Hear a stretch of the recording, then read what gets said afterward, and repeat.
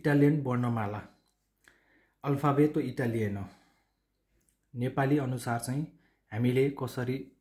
उच्चारण गरिन्छ Italian वर्णमालाहरू A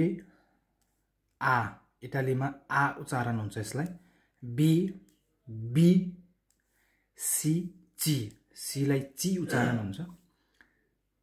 D D E A F F A G G H आक्का H जहिले पनि साइलेन्ट हुन्छ आई ई जे ई लुङ्गा के कप्पा L L M M N N O O P P Q Q R R S S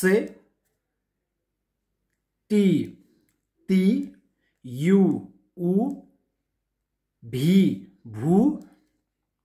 W डोपिया भू एक्स एक्स वाई इप्सिलोन जेट जेता इटालियन वर्णमालामा जहिले पनि जे के डब्लु एक्स वाई यी अक्षरहरू चाहिँ खासै प्रयोग हुँदैनन् यिनीहरू पाँचवटा अक्षरहरू जुन जे के डब्लु एक्स वाई उच्चारण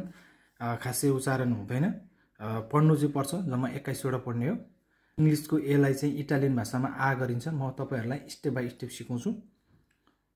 अहिले चाहिँ हामी वर्णमाला सिकौं